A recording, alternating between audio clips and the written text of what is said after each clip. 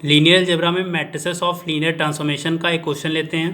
Question है let m is equal to 4 2 1 0 1 3 की एक मैट्रिक्स ऑफ लीनियर ट्रांसफॉर्मेशन दी हुई है हमारे पास।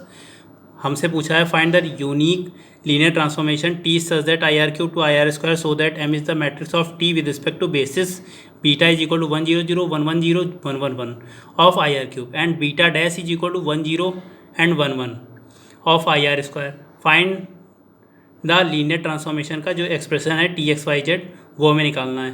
तो उसके लिए हमें सबसे पहले क्या करना होता है, हमें इसका बेसिस निकालना होगा आई आर क्यूब का।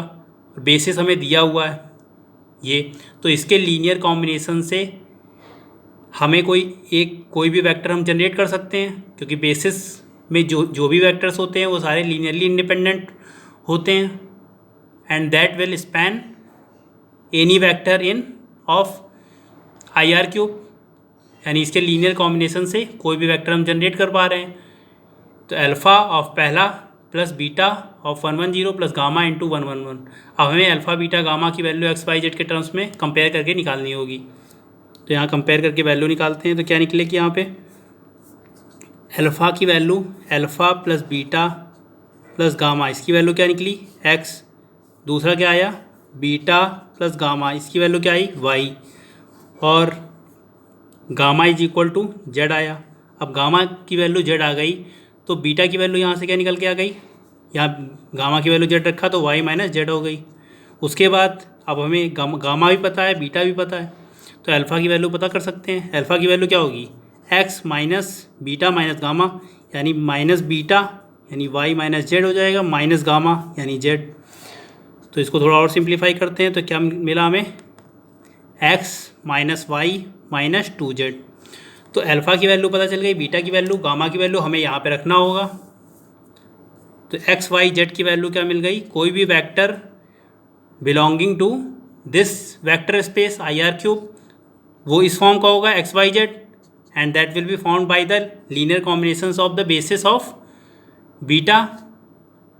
और यहाँ पे हमने अल्फ़ा बीटा गामा की वैल्यू एक्स वाई जेड के टर्म में लिखनी होगी। तो वो क्या हो जाएगा X minus Y minus 2z into 1 0 0 plus beta की वैल्यू क्या है वाई माइनस जेड, और इधर क्या है 1 1 0 प्लस गामा की वैल्यू जेड आ गई, उसके बाद 1 1 1। तो इस तरीके से हमें कोई भी वेक्टर मिल गया। लेकिन हमें निकालना क्या है टी एक्स वाई जेड का एक्सप्रेशन, तो हमें इसमें लीनियर ट्रांसफॉर्मेशन लेना पड़ेगा। टी एक्स वाई जेड क्या आ जाएगा, इसकी वैल्यू क्या हो जाएगी x minus Y minus 2z और टी ऑफ 1 0 0 का की value plus Y minus Z बाहर आ गया 1 0 1 1 0, क्योंकि ये लीनियर ट्रांसफॉर्मेशन की प्रॉपर्टी होती है कि टी ऑफ कोई कांस्टेंट हो और कोई वेक्टर हो तो कांस्टेंट बाहर निकाल सकते हैं, यानी सी या कोई भी constant into T of that vector वो लिख सकते हैं। तो यहाँ पे वही चीज़ की गई है। अब यहाँ पे नेक्स्ट क्या है जेड इंटू टी ऑफ 1 1 1।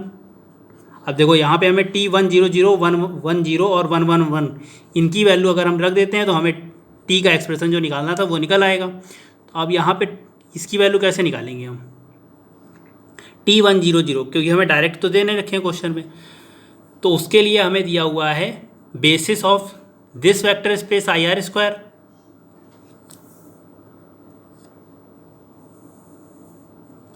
तो इसमें हमें यूज करना होगा इसका, और मैट्रिक्स ऑफ लीनियर ट्रांसफॉर्मेशन दी हुई है। मैट्रिक्स ऑफ लीनियर ट्रांसफॉर्मेशन जो दी हुई है वो क्या है 4 2 1 0 1 3, और यहाँ पे अगर हम टी 1 0 0 टी 1 1 1 टी 1 1 0 है और लास्ट में तीसरा वेक्टर जो है 1 1 1, इनकी वैल्यू हमें निकालना है। तो उसके लिए हमें मैट्रिक्स ऑफ लीनियर ट्रांसफॉर्मेशन दिया हुआ है। तो ये किससे मिलके बने हुए हैं बेसिस से, यानी कि 1 0 और 1 1।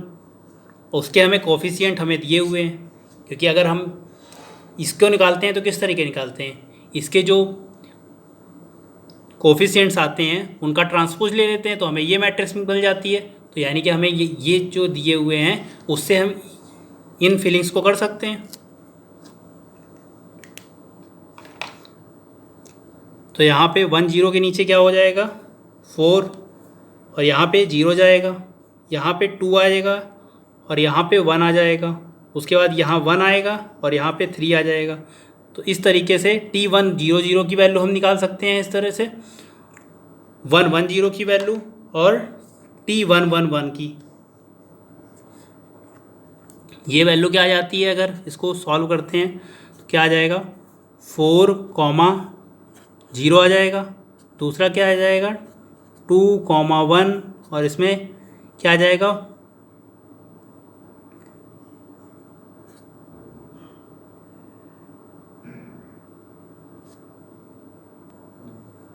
यहाँ पे देखें तो 2 है इधर और 1 इधर, ये 3 हो जाएगा।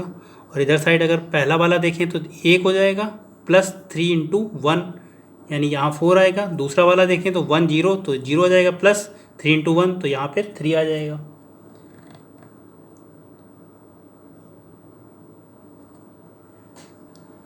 अब हमें क्या करना होगा, ये जो वैल्यूज निकली हुई हैं यहाँ पे पुट करना होगा। तो क्या निकल आएगा T(x,y,z) का एक्सप्रेशन, T ऑफ x,y,z वो क्या निकल के आएगा x - y - 2z, और T1 0 0 की वैल्यू 4 0 यहाँ रख देते हैं, और T1 1 0 की वैल्यू क्या है वो है 3 1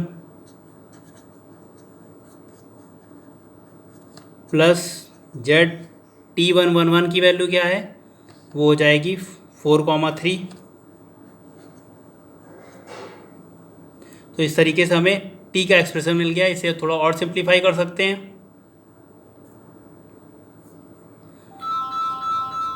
तो हमें जो एक्सप्रेशन मिला इसे थोड़ा सिंप्लीफाई करते हैं तो क्या निकल के आएगा 4x - 4y - 8z plus 3y - 3z plus 4z आएगा। और दूसरा वाला क्या आ जाएगा, इधर तो 0 हो जाएगा, इधर क्या है -z है प्लस 3z आएगा। थोड़ा और सिंप्लीफाई से कर देते हैं, क्या आ जाएगा 4x और इधर क्या आएगा -y और इधर क्या आएगा -z, इधर है -9z आ जाएगा, कॉमा माइनस प्लस का 2z आ जाएगा। तो यही हमारा T का एक्सप्रेशन होगा लीनियर ट्रांसफॉर्मेशन, यही हमें निकालना था। तो अगर इसे समराइज करते हैं तो यहाँ पे हमें T का एक्सप्रेशन निकालना था। मैट्रिक्स ऑफ लीनियर ट्रांसफॉर्मेशन दी हुई थी, बेसिस वेक्टर्स दिए हुए थे, बेसिस दिए हुए थे दोनों वेक्टर स्पेस के। तो अगर इसका कोई भी एक वेक्टर निकाला जाए तो that will be found by the linear combination of this basis. तो यहाँ पे alpha 1 0 0 plus beta 1 1 0 plus gamma 1 1 1, ये क्योंकि बेसिस है तो इनके लीनियरली इंडिपेंडेंट वेक्टर्स के कॉम्बिनेशन से कोई भी वेक्टर हम बना सकते हैं that will belong to IR³ this vector space. तो हम अल्फ़ा बीटा गामा की वैल्यू कंपेयर करके XYZ के टर्म्स में निकाल सकते हैं। अब हमें ट्रांसफॉर्मेशन लेना होगा, लेकिन हमें T1 1 0 और T1 1 1 की वैल्यू नहीं पता है। तो उसके लिए हम क्या करेंगे, मैट्रिक्स ऑफ लीनियर ट्रांसफॉर्मेशन जो दी हुई थी उसका यूज करेंगे। उसमें हम T1 0 0 की वैल्यू अगर निकालते हैं यहाँ से तो वो कैसे बनेगी, जो नेक्स्ट बेसिस दी हुई है बीटा डैश 1 0 और 1 1 के कोफिशिएंट से। तो यहाँ पे जो 4 0 ये जो मैट्रिक्स होती है इसके कोफिशिएंट के ट्रांसपोज से मिलके बनी होती है, तो 4 0 आ जाएगा, यहाँ पे 2 1 आ जाएगा और यहाँ पे 1 3 आ जाएगा। तो इसकी वैल्यू T1 0 0 की वैल्यू हमें 4 + 0 पहला टपल और 0 + 1 0 + 0, तो यहाँ पे 4 0 पहला आ गया। उसी तरीके 2 + 1 3 0 + 1, तो यहाँ पे 3 1 आ गया। इसी तरीके 4 3। तो जब इनकी वैल्यू हमें निकल आई तो हमें यहाँ पे वैल्यू रखनी होगी T1 0 0 T1 1 0 और T1 1 1 पे। ये वैल्यू जब हम यहाँ पे रखते हैं तो हमें कुछ इस तरह का एक्सप्रेशन मिलता है। इसे थोड़ा सॉल्व करते हैं तो हमें जो T का एक्सप्रेशन मिलता है वो हमें ये मिलता है। तो इस तरीके से हम T का एक्सप्रेशन निकाल सकते हैं।